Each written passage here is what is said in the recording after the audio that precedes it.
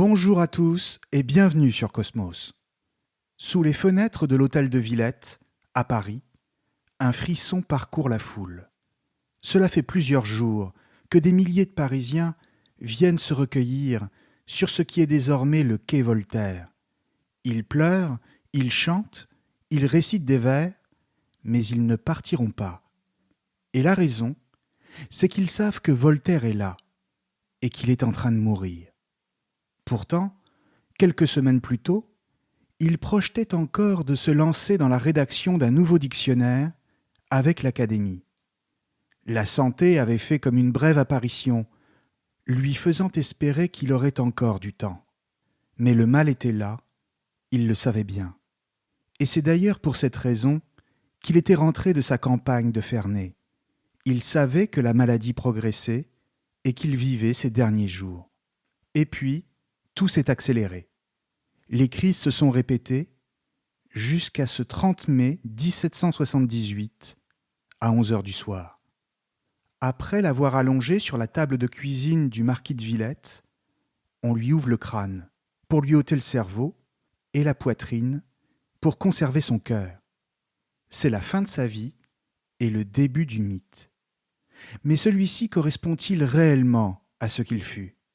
Et d'ailleurs, quelle vision de la vérité Voltaire a-t-il lui-même voulu laisser à la postérité ? Pour comprendre qui était Voltaire, il faut garder à l'esprit que toute sa vie, il ne cessa de jouer avec la vérité de sa propre origine. D'abord concernant la date de sa naissance, dont les biographes ne parviennent pas à savoir si on doit la situer soit le 20 février, soit le 20 novembre de l'année 1694. La différence est d'importance, car à la fin de sa vie, Voltaire tenait à faire croire qu'il avait 84 ans et non 83. Même si le plus probable est qu'il soit né le 20 novembre, Voltaire, lui, préférait dire qu'il était né 9 mois plus tôt, car cela lui permettait de s'inventer une parenté plus prestigieuse. Voltaire affirmait en effet qu'il était le fruit des amours illégitimes de sa mère avec un membre d'une des plus anciennes familles de la noblesse auvergnate, M. de Rochebrune. Mais en réalité, il s'agit d'un mensonge pur et simple, motivé par le fait que le grand écrivain aurait préféré être issu de la noblesse. Pour Voltaire, qui s'appelle en réalité François-Marie Arouet, mieux vaut être l'enfant illégitime d'un noble que le fils légitime d'un personnage médiocre.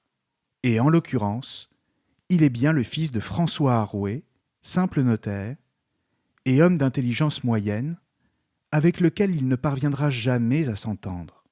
Mystère organisé sur sa date de naissance, donc, fabulation sur son véritable père, et enfin, invention de son nom d'écrivain, Voltaire, ce qui, cette fois, relève du génie, car il faut bien l'avouer, le nom ne manque pas de distinction et d'élégance. Quand il se donne ce nom à lui-même, alors qu'il n'a que 24 ans, Voltaire ne raye pas simplement d'un coup de plume son histoire familiale. Il devient celui qui se baptise lui-même et qui commence sa propre légende. Derrière ce jeu avec la vérité, ce qui se cache, c'est donc la volonté de s'inventer soi-même et de ne pas se soumettre au hasard où sa naissance l'a placé. Il s'agit de s'arracher à son milieu d'origine, modeste, obscur même, pour s'ouvrir les portes de la haute ambition.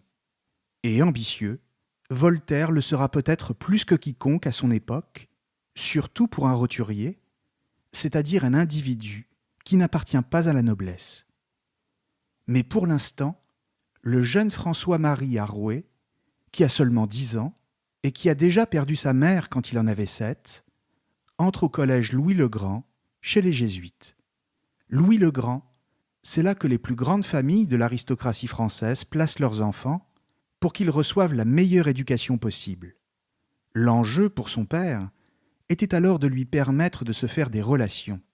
Et c'est ainsi qu'il se fera de solides amitiés, qu'il gardera toute sa vie et qui lui seront d'ailleurs bien utiles plus tard, quand certains deviendront extrêmement puissants. Il est leur ami, ce qui lui permet de briser, du moins pense-t-il, les limites fixées par la société d'Ancien Régime entre aristocrates et roturiers. Il se voit comme leur égal, et cela d'autant plus qu'il s'estime plus intelligent et plus doué, ce qui le conduit souvent à faire preuve d'une certaine impertinence, déjà, ce qui ne manque pas de choquer autour de lui. Mais surtout, c'est à Louis le Grand, auprès de ses maîtres, pour qui il conservera la plus grande affection, qu'il découvre la littérature et surtout le théâtre. François-Marie découvre alors sa véritable passion, laquelle déplaît fortement à son père, qui compte plutôt lui faire des études de droit pour qu'il devienne avoué comme lui. D'autant que François-Marie, maintenant âgé de 17 ans et qui vient de quitter Louis le Grand, fréquente des sociétés littéraires et des salons connus pour leur libertinage, ce qui ne fait qu'inspirer toujours plus de dépit à son père. Celui-ci tente de l'éloigner de Paris, en lui faisant gagner la ville de Caen, pour qu'il y fasse son droit, mais rien n'y fait. Le jeune homme récidive et s'y fait le même genre de fréquentation. Il l'envoie ensuite à La Haye, aux Pays-Bas, auprès du marquis de Châteauneuf, nommé depuis peu ambassadeur, pour le faire entrer dans la carrière diplomatique, mais il est vite chassé pour avoir eu une relation avec une jeune fille de la noblesse. Son père décide alors de le faire partir pour l'Amérique. C'est probablement à cette époque que François-Marie, qui ne s'est jamais trouvé de point commun avec son père, commence à s'imaginer comme le fils d'un autre homme. Mais cette fois, il sera sauvé par un ancien client de son père, le marquis de Caumartin, lequel soupçonne chez François-Marie un talent littéraire naissant. Il parvient à le persuader de lui confier son fils. Et ainsi, par l'entremise de ses amis de collège, le jeune roturier va rapidement faire son entrée chez la duchesse du Maine, au château de Sceaux, près de Paris, laquelle y tient un salon des plus prestigieux. Cette rencontre va changer sa vie, autant pour le meilleur, car c'est à cet instant qu'il va commencer à devenir un grand écrivain, mais aussi pour le pire, car il va se faire de terribles ennemis. Mais alors pourquoi, et avant toute chose, qui est la duchesse du Maine exactement? Pour le dire très simplement, elle est ni plus ni moins que la belle-fille du roi Louis XIV. Le duc du Maine, son mari, est l'un des fils que Louis XIV a eus avec sa maîtresse, Madame de Montespan. Le duc du Maine est donc un fils illégitime, mais pour autant, il est celui que Louis XIV préfère, et de loin, ce qui fait de lui l'un des personnages les plus puissants du royaume. Or, quand le futur Voltaire fait son entrée chez ce haut seigneur, en 1715, Louis XIV est en train de mourir. Comprenons bien que ces dernières années ont été terribles pour le roi, car il a perdu la quasi-totalité de ses enfants et petits-enfants légitimes, qui sont tous morts dans un laps de temps très court. Il ne lui reste qu'un arrière-petit-fils pour lui succéder, le futur Louis XV, mais celui-ci n'a que 5 ans et il n'est donc pas en âge de régner. Avant de mourir, le 1er septembre 1715, Louis XIV a désigné son fils, qu'il a légitimé, le duc du Maine, comme régent, et l'a inscrit dans son testament. Il veut que ce soit lui qui gouverne le royaume jusqu'à la majorité du petit Louis XV. Seulement voilà, le roi mort, la famille royale refuse que le duc du Maine, qu'elle considère comme un bâtard, soit déclaré régent. Elle fait donc casser le testament du roi. Et c'est un neveu de Louis XIV, d'une branche inférieure mais légitime, Philippe d'Orléans, qui prend la régence du royaume. 2 clans sont donc face à face. Le duc du Maine, d'un côté, qui veut faire valoir ses droits, prévus dans le testament de son père, Louis XIV, et le nouveau régent, Philippe d'Orléans, de l'autre. C'est donc au beau milieu d'une atmosphère de conspiration politique que le jeune Arouet fait son entrée dans le monde. Il n'a à ce moment-là que 21 ans, mais doué déjà d'un talent extrêmement prometteur, il va servir le duc et la duchesse du Maine pour écrire des textes extrêmement féroces contre le régent. D'une certaine manière, Ils se servent de lui, parce qu'ils savent qu'il a du talent. Et pour les aider, le jeune homme va se faire des ennemis extrêmement puissants qui ne manqueront pas de lui faire payer ses textes et ses pamphlets. Mais qu'écrit-il exactement ? Il écrit des poèmes extrêmement satiriques et qui vont vite circuler dans Paris. Il y accuse le régent d'avoir fait empoisonner les petits-fils de Louis XIV pour régner à leur place, et aussi d'avoir une relation incestueuse avec sa fille, ce qui d'ailleurs est sûrement vrai. Comprenons bien ici que Philippe d'Orléans est un homme qui aime la fête, les soirées en galante compagnie, et qui choque presque tous ses contemporains. Sur le plan de la moralité, c'est donc un libertin insatiable. Mais cela ne l'empêche pas pour autant d'être un vrai politique, voire un véritable homme d'État.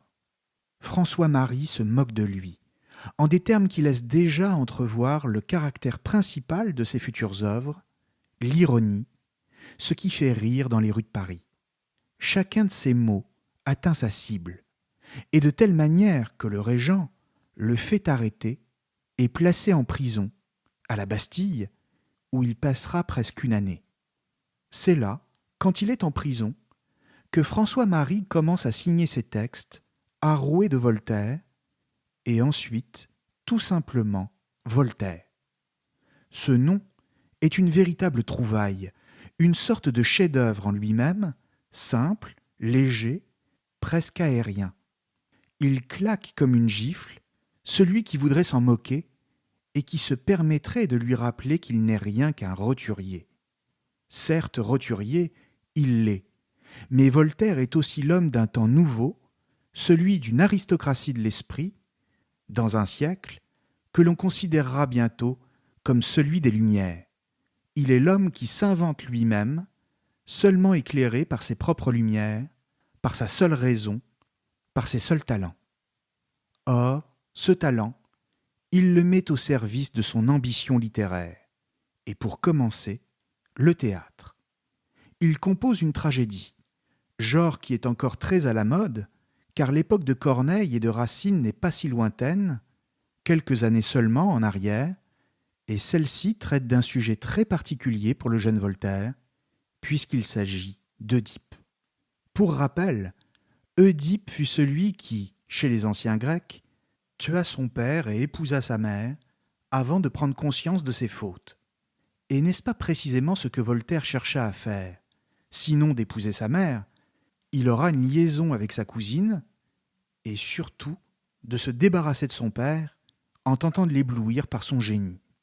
L'auteur finalement libéré par le régent, sa pièce sera représentée pour la première fois en 1718, quand Voltaire aura 24 ans, et elle se soldera par un succès considérable. C'est donc très jeune que Voltaire accède à la notoriété, on pourrait même dire à la gloire, et cela, même si cette période s'accompagne également d'événements dramatiques, avec la mort de son père et par la maladie. Voltaire contracte en effet la petite vérole à l'âge de 29 ans.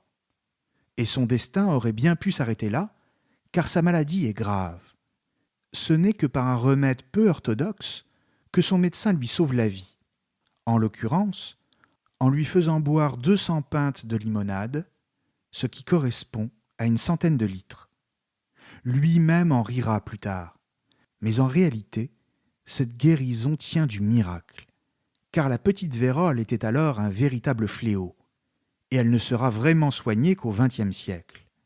En revanche, s'il est une chose dont il ne rira jamais, c'est bien de l'humiliation qu'il subit aussitôt après sa guérison, et qui le renvoie, malgré sa gloire naissante, à sa véritable condition sociale. À l'issue d'une représentation théâtrale à la Comédie Française, il croise un gentilhomme hautain et arrogant, le chevalier de Rohan-Chabot, l'une des plus anciennes familles de la noblesse. Celui-ci lui lance une provocation, le sourire aux lèvres. « Monsieur de Voltaire, monsieur Arouet, on ne sait comment vous appeler. » Réponse de l'intéressé, glaciale. « Voltaire, je commence mon nom, et vous, vous finissez le vôtre. » Voltaire est particulièrement chatouilleux, on le sait maintenant, sur la question de ses origines. Mais Rohan-Chabot n'en reste pas là. Et alors que Voltaire sort d'un dîner chez le duc de Sully, qui compte parmi ses amis, eux-mêmes de la noblesse, Rohan Chabot lui envoie ses laquais pour le faire bastonner. Voltaire est humilié, mais il sait d'où vient l'attaque. Il court aussitôt chez ceux avec qui il vient de passer la soirée, et pense trouver chez eux du réconfort, et surtout un appui pour se venger. Mais voilà, surprise, ceux-ci lui expliquent qu'ils ne peuvent rien faire pour lui. Rohan Chabot est noble, comme eux, et lui, tout Voltaire qu'il est, n'est rien de plus qu'un roturier. Il lui explique qu'il doit oublier et passer à autre chose, accepter l'offense, car tel est l'ordre des choses. Mais Voltaire s'obstine. Il crie sur tous les toits qu'il va se venger, et parle même d'un duel au pistolet. Un noble et un roturier dans un duel, voilà qui est tout simplement inconcevable à cette époque. L'affaire s'envenime, et le pouvoir s'en mêle pour calmer les ardeurs du jeune écrivain. Il est arrêté, une fois de plus, et embastillé encore. Mais cette fois, son séjour en prison ne durera que 2 semaines. Mais voilà que tout lui saute au visage. Sa gloire, ses amis, la totalité de ce monde n'est qu'une farce. La seule réalité, c'est la puissance imméritée de ceux qui dominent. En dehors de cela, rien n'est vraiment réel. Sa première cible sera toujours l'inégalité de la société d'Ancien Régime. On le remet en liberté, mais à la condition de quitter Paris. Un départ pour l'étranger serait des bienvenus. Alors, pourquoi pas l'Angleterre, par le prochain bateau? Et voilà Voltaire sur les routes de l'exil. Toute sa vie, Voltaire n'aura de cesse de se révolter contre ce déni de justice, au nom des faibles, des petits, des sans-voix, et cela parce qu'il en a fait lui-même l'amère expérience. D'autant que l'Angleterre, par contraste, lui semble le pays le plus libéral qui soit, un pays fondé sur le respect du droit et l'égalité. Il découvre une terre nouvelle, une terre de liberté, dit-il, une patrie pour les assoiffés de justice. Dans ses lettres, il dit toute son admiration pour le régime politique anglais, c'est-à-dire une monarchie constitutionnelle. Pour le dire simplement, il s'agit d'un régime où le roi n'est pas tout-puissant. Il ne dispose pas d'un pouvoir absolu et de droits divins, mais d'un pouvoir qui lui est conféré par le peuple et le Parlement. Le roi est soumis à la Constitution, et donc au droit. C'est en ce sens que l'on parle de libéralisme au XVIIe et au XVIIIe siècle, c'est-à-dire un libéralisme politique, lequel se définit comme la primauté donnée à la loi. Le roi y est donc soumis, comme n'importe lequel de ses sujets.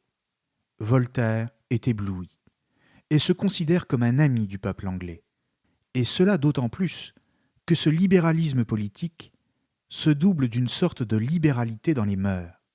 Chacun vit comme il l'entend, dans la tolérance la plus totale. De même, on ne demande pas son origine à celui à qui on a fait offense. On l'entend, on l'écoute, on le laisse développer sa défense selon les seuls principes de la raison, et on lui rend justice. De plus, depuis 1679 et la loi de l'habeas corpus, nul ne peut être détenu sans raison et de façon arbitraire. Enfin, la liberté d'expression est considérée comme un principe sacré. En Angleterre, il rencontre également Jonathan Swift, l'auteur des Aventures de Gulliver, découvre Shakespeare et Newton, lui-même un roturier, et pourtant un génie, à qui l'on accordera le privilège d'être enterré à Westminster, auprès des rois. Quel pays merveilleux, pense-t-il. Et de retour en France, c'est un Voltaire tout empreint des idées anglaises qui se fera le défenseur des Lumières. Car enfin, les Lumières en France, ce sont d'abord les idées anglaises ramenées d'outre-Manche par Voltaire. Et puis, peut-être est-ce en Angleterre que Voltaire a aussi appris le génie des affaires. Quand il est enfin autorisé à rentrer en France, en 1728, il s'emploie à faire circuler le capital acquis par la publication de ses œuvres. Voltaire sait comment gagner de l'argent, et il ne va pas s'en priver. Avec un mathématicien, la Condamine, il a découvert un moyen imparable de gagner à coup sûr le gros lot de la loterie. Comment ? Eh bien simplement en achetant, avec quelques associés, la totalité des billets mis en vente. Le gros lot représente une fortune, bien supérieure à la somme des billets achetés. Dans le même temps, il fait de solides placements dans différentes compagnies, lesquels lui rapportent suffisamment pour faire de lui un homme riche. Il prête aussi, notamment à de hauts personnages dont il est sûr d'être remboursé, ce qui l'enrichit toujours davantage. De fait, Voltaire ne se cache pas d'aimer l'argent et le luxe, dont il vante même les mérites dans un poème resté célèbre. Le luxe, à ses yeux, ce n'est pas le superflu, mais au contraire, l'essentiel, car il est le produit de la civilisation. Il est le témoin de la capacité de l'homme à s'élever au-dessus de la bête pour améliorer sa condition. Homme de lettres, homme d'argent, mais aussi homme qui apprécie la compagnie des jolies femmes. Il ne multiplie pas les conquêtes, mais il n'a jamais reculé devant le sourire d'une dame, et en a souffert parfois. Voltaire n'est pas forcément un homme beau. Des témoins le décrivent comme un homme aux joues creuses. Peut-être garde-t-il encore les stigmates de sa petite vérole. Mais il a un esprit d'une vivacité incomparable. Il répond du tac au tac, avec aplomb et à propos. Quand il vous regarde, il sait déjà ce qu'il va dire. Et quand il a parlé, il est déjà trop tard. Il n'y a plus rien à répondre, les rires se font déjà entendre.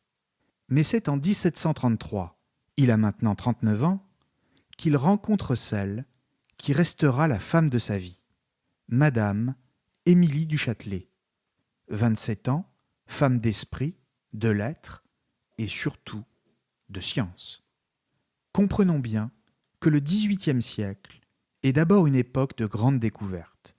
C'est le siècle où la raison s'émancipe de toutes les tutelles, notamment en physique. Et c'est dans ce contexte que Madame du Châtelet traduit Newton et diffuse les idées de Leibniz.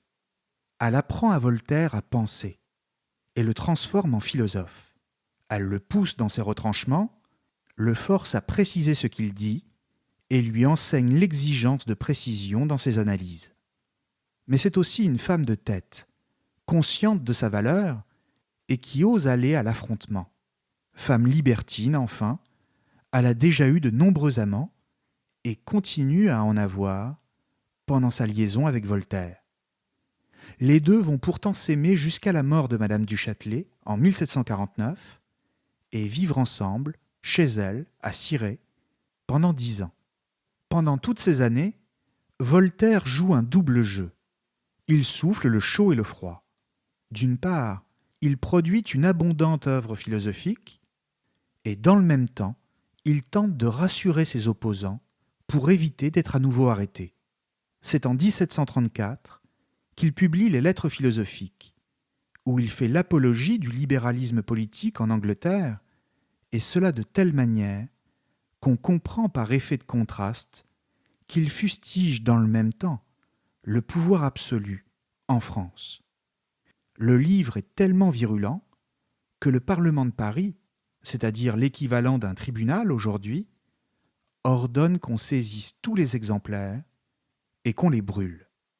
Les attaques de Voltaire, non seulement contre le catholicisme, mais aussi contre toutes les religions révélées, lesquelles ne sont pour lui que des fables et des superstitions, attisent toutes les haines contre lui. Une lettre de cachet ne tarde pas à être lancée contre lui et lui fait courir le risque d'une arrestation à n'importe quel moment. Pourtant, ses œuvres connaissent un réel succès et un retentissement à travers toute l'Europe, à tel point qu'il est désormais vu comme un symbole de liberté, y compris par des admirateurs inattendus. Voltaire reçoit des lettres du futur roi de Prusse, Frédéric II, que l'on appellera bientôt Frédéric le Grand. lequel l'encourage à s'exprimer comme il le fait. « Continuez à éclairer le monde », lui écrit-il. La reconnaissance d'un aristocrate a toujours eu pour Voltaire une saveur particulière, mais cette fois, c'est d'un futur monarque qu'il s'agit. Frédéric l'invite à le rejoindre à Berlin, mais Madame du Châtelet s'y oppose. Pour le retenir près d'elle, elle met tout en œuvre pour que son amant soit réhabilité à la cour. Et de fait, elle y parvient, aidée en cela par de précieux alliés, comme la nouvelle favorite du roi, Madame de Pompadour. Madame de Pompadour est amoureuse des lettres et de la philosophie. Elle est toute prête à venir en aide aux philosophes, comme Diderot par exemple, et à faire son possible pour adoucir la position du roi envers eux. Comprenons bien qu'entre le roi et les philosophes, il y a comme un fossé infranchissable. Le premier se considère comme le représentant de Dieu sur terre, duquel il tient son pouvoir. Les seconds remettent en cause ce principe et veulent instaurer une constitution. Comment parvenir à s'entendre ? Pourtant, Voltaire est nommé historiographe de France, charge prestigieuse, et se voit conférer le titre de gentilhomme ordinaire de la Chambre du roi. Dans le même temps, il s'active pour être élu à l'Académie française, ce qui sera chose faite en 1746, et joue le rôle d'intermédiaire, à titre officieux, entre la France et la Prusse dans le cadre de missions diplomatiques. Celles-ci échoueront, mais peu importe, car Voltaire continue à connaître le succès au théâtre, avec ses essais de spéculation scientifique, ou encore ses contes philosophiques. C'est donc dans ce contexte de succès littéraire que Voltaire va connaître le drame le plus douloureux de sa vie, quand Madame du Châtelet meurt en couches en 1749. Tout en continuant leur relation de manière très libre, elle était tombée enceinte d'un autre homme, le marquis de Saint-Lambert. Mais malgré cet éloignement, tous deux n'avaient jamais cessé de s'aimer. Voltaire est donc désemparé, et c'est dans la plus profonde tristesse qu'il finit par accepter l'invitation de Frédéric II, le roi de Prusse, et cela d'autant que ses relations avec Louis XV ne cessent de se dégrader. Celui-ci ne peut admettre les positions de l'écrivain sur la religion et sent bien que Voltaire ne sera jamais un courtisan. Aux yeux du roi, il reste un roturier connu dans toute l'Europe pour sa libre parole, ce qui le rend d'autant plus dangereux. Il est donc temps de partir pour lui, une fois de plus, s'il ne veut pas connaître un nouveau séjour à la Bastille, car cette fois, les efforts et la bonne volonté de Madame de Pompadour ne suffiront pas. Le voilà donc à Berlin, en 1750, et plus exactement à Potsdam, au château de Sans Souci, chez le roi de Prusse. L'homme est connu pour être un esprit éclairé et un ami des philosophes et des savants.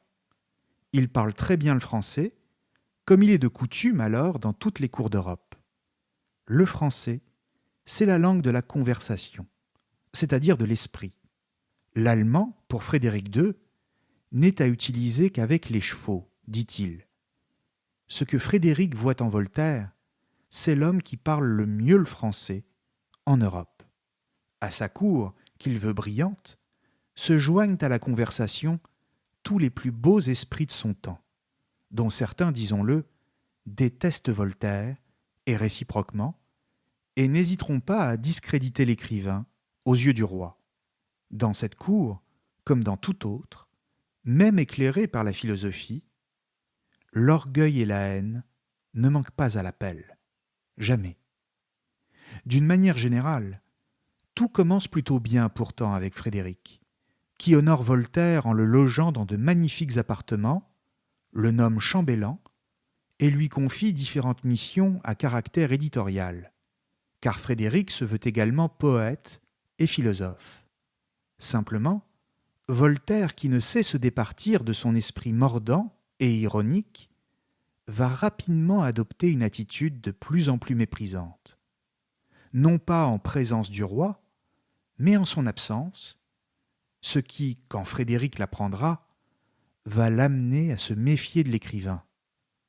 Blessé dans son orgueil de souverain, Frédéric compare Voltaire à une orange qu'on presse et qu'on jette ensuite, après usage. Le ressentiment se fait d'autant plus sentir que Voltaire, qui reste un homme d'argent, profite de sa position de chambellan pour faire quelques affaires à Berlin, lesquelles tourneront mal et qui se finiront par un procès public. Il en sortira vainqueur, certes, mais le roi n'appréciera pas que son chambellan s'expose ainsi pour des affaires d'argent.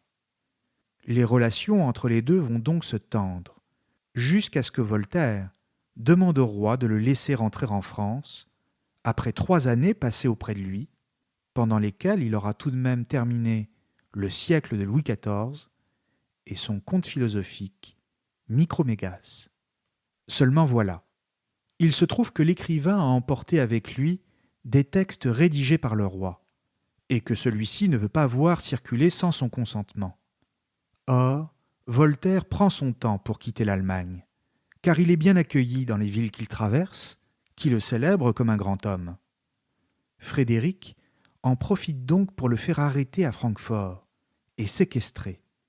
Voltaire se plaint. Il écrit à l'empereur d'Autriche pour lui demander d'intervenir. Il dit qu'on lui impose un calvaire et qu'il ne supporte pas cet enfermement arbitraire. Sa nièce, Madame Denis, avec laquelle il a une relation incestueuse, le rejoint, ce qui lui redonne du courage.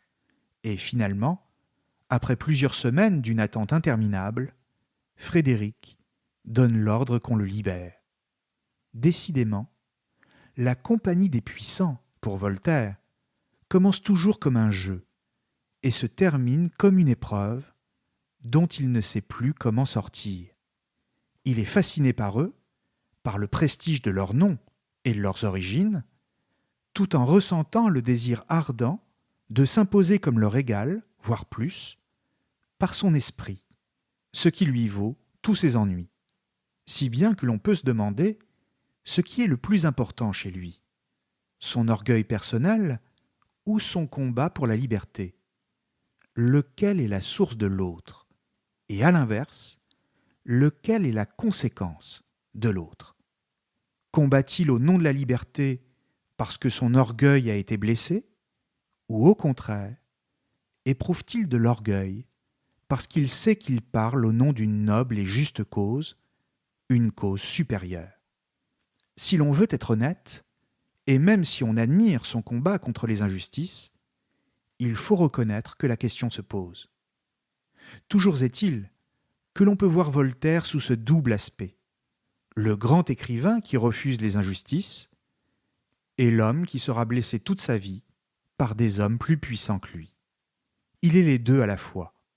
Il est quelque part entre les lignes, lesquelles se brouillent et qui font toute la complexité du personnage.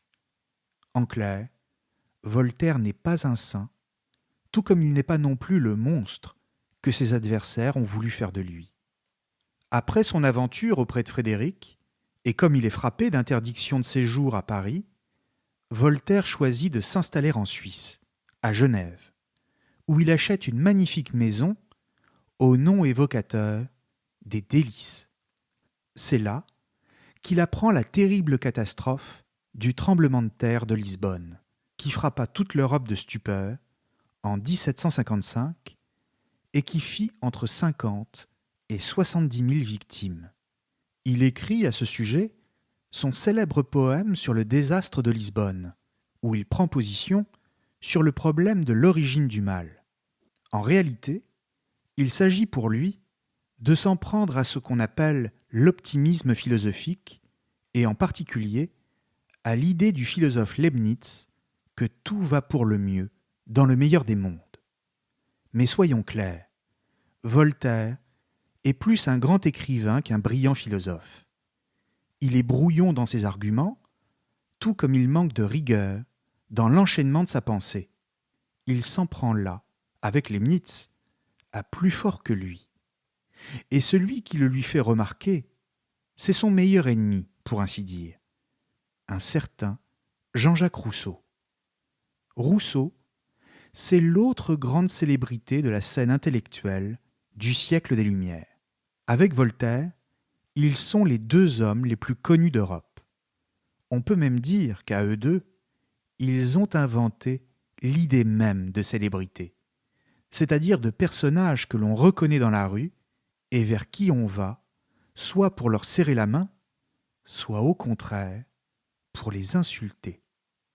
C'est notamment le cas de Rousseau, qui, après avoir publié son livre Émile ou de l'éducation en 1762, se plaindra toute sa vie d'être harcelé. Avait-il raison? Exagérait-il sa situation tout en tirant profit? Nous en parlerons dans un autre épisode.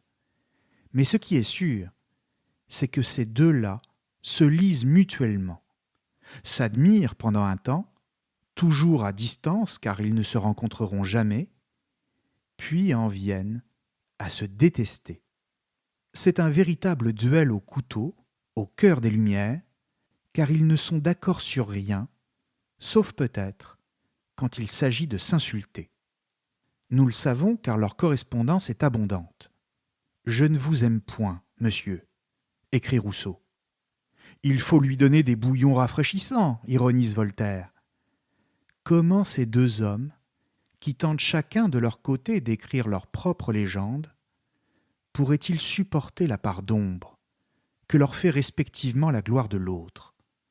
Là encore, comment ne pas comprendre l'ironie voltairienne comme le fruit de son propre orgueil, lequel ne trouve d'équivalent que dans celui de Rousseau. Malgré toutes leurs différences philosophiques, les deux se ressemblent sur ce point. Pendant ce temps, Voltaire collabore aussi à l'encyclopédie de Diderot et d'Alembert.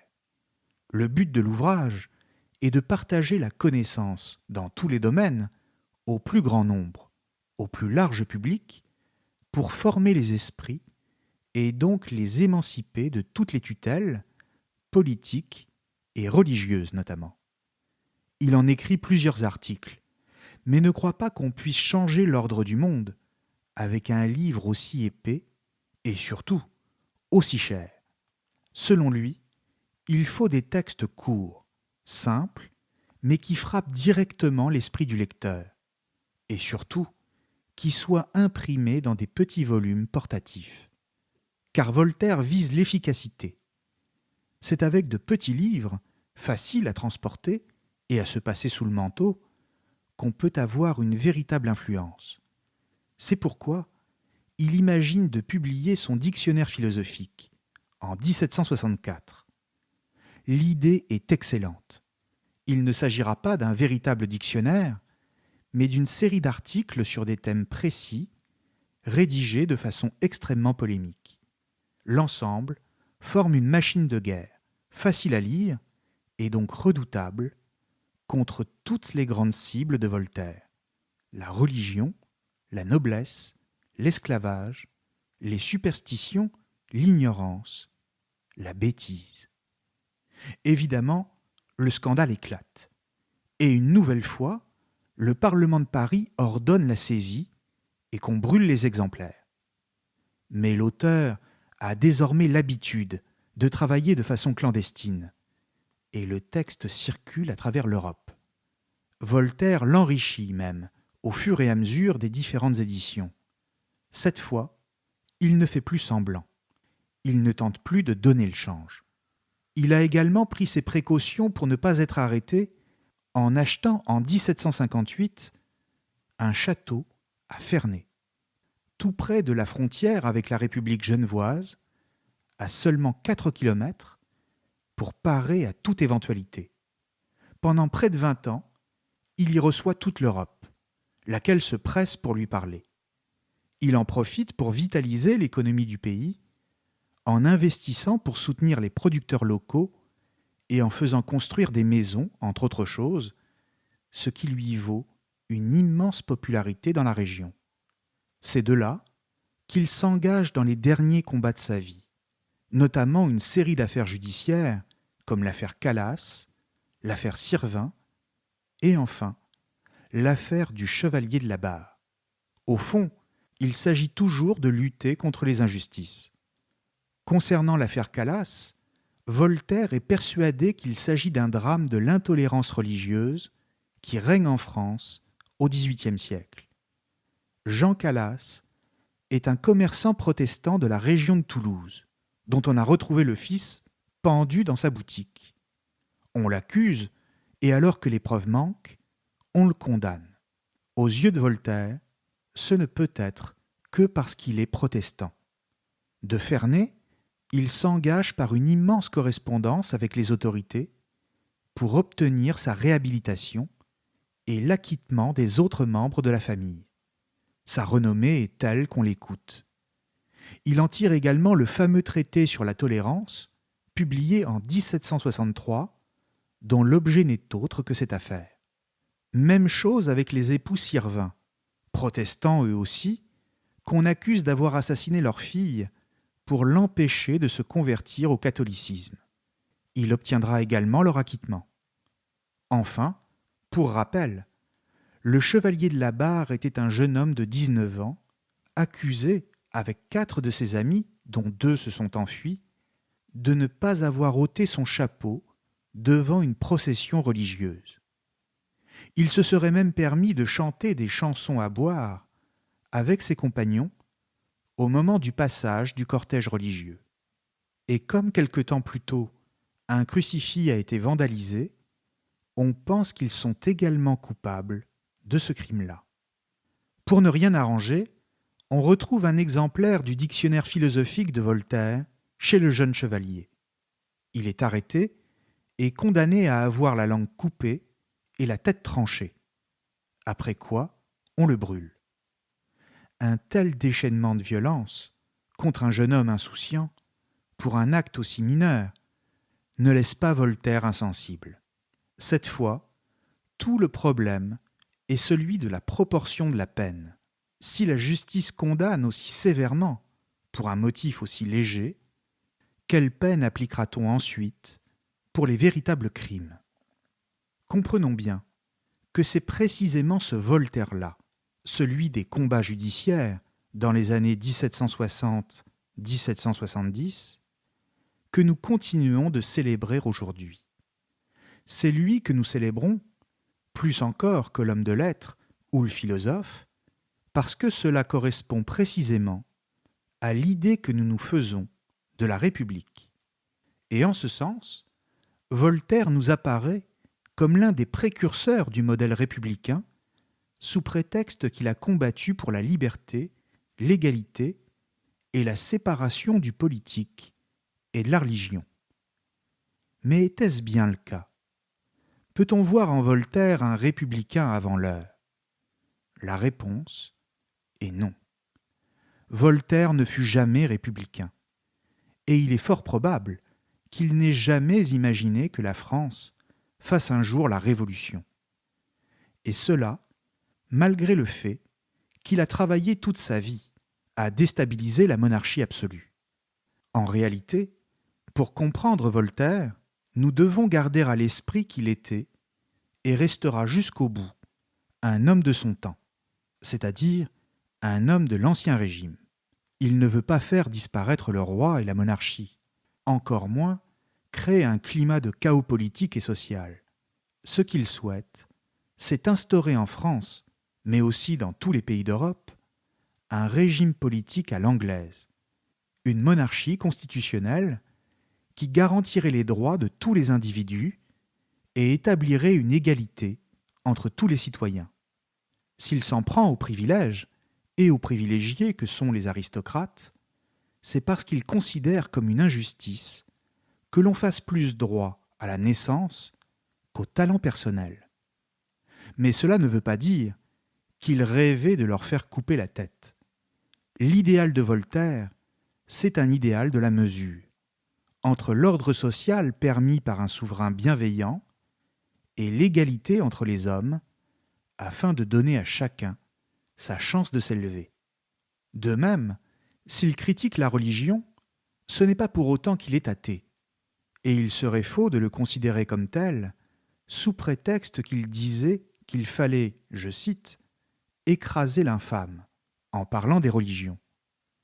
En réalité, Voltaire croit en Dieu, mais il fait la différence entre Dieu lui-même et les intermédiaires que sont les religions et qui, elles, ne sont fondées que par des hommes qui imposent leur morale en prétendant qu'elle vient de Dieu. Il est déiste, c'est-à-dire qu'à ses yeux, l'existence de Dieu relève d'une nécessité rationnelle. Le déisme, c'est une position philosophique selon laquelle, si le monde existe, c'est qu'il est le fruit de la volonté divine, mais qui, dans le même temps, rejette toute idée de révélation, et donc toute religion révélée. Voilà la position de Voltaire. Enfin, s'il est le penseur le plus emblématique des Lumières françaises, il faut ajouter tout de suite que c'est un philosophe bien différent des autres, car il n'a jamais élaboré un véritable système philosophique. S'il porte une argumentation, ses procédés sont plus littéraires que véritablement philosophiques, car ils sont presque tout entiers contenus dans l'ironie. On ne trouve pas chez Voltaire de textes structurés à la manière des autres philosophes, avec des analyses de fond, lesquelles l'ennuient, et des articulations logiques qui rendent en général les textes précis, certes, mais surtout arides. C'est l'ironie, et donc le décalage entre ce qui est dit et ce que l'on doit comprendre, qui constitue sa logique. Sa force est dans le rire qu'il suscite. En ce sens, on peut parler d'un penseur de la légèreté et de la délicatesse. D'un coup, 3 mythes s'effondrent. Celui d'un Voltaire républicain, celui d'un Voltaire athée, et peut-être le plus surprenant, celui d'un Voltaire philosophe. En revanche, une chose est certaine, c'est qu'aujourd'hui, comme à son époque, Voltaire suscite autant l'admiration que la haine. Ses admirateurs qui en font un républicain se trompent, comme on vient de le voir. Mais ses détracteurs se fourvoient aussi quand ils voient en lui un penseur esclavagiste, raciste et antisémite.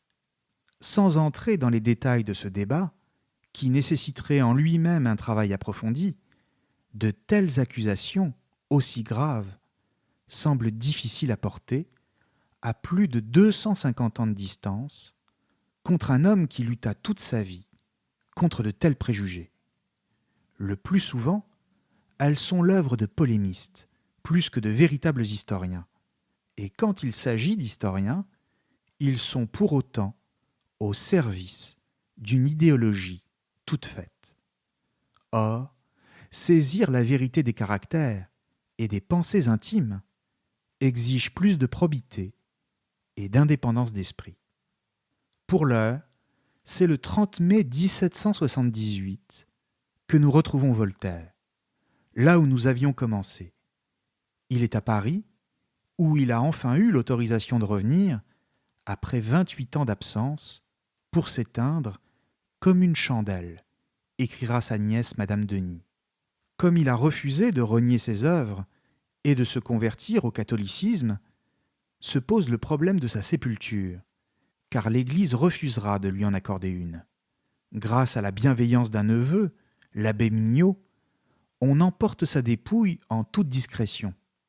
On habille son cadavre, on lui maquille les joues pour faire croire qu'il est vivant, et on l'embarque dans un carrosse, direction l'abbaye de Sellières, près de Troyes. Voltaire y sera inhumé jusqu'en 1791, quand au moment de la Révolution, l'Assemblée nationale décidera de le transférer au Panthéon. Il y sera le premier pensionnaire, et il y repose toujours depuis, face à son vieil ennemi, Jean-Jacques Rousseau. Mais parvenus au terme de notre voyage, demandons-nous encore une fois si François-Marie Arouet aurait pu être Voltaire sans les humiliations et sans les coups de bâton donnés par les domestiques de Rohan-Chabot. Serait-il entré dans la légende sans les lettres de cachet lancées contre lui et les menaces des hommes d'église? Quant à ses œuvres, aurait-elle eu autant de poids à travers l'Europe sans cette assurance qui était la sienne pour ne pas dire cet orgueil démesuré. Une œuvre n'est rien sans la biographie de son auteur pour l'éclairer.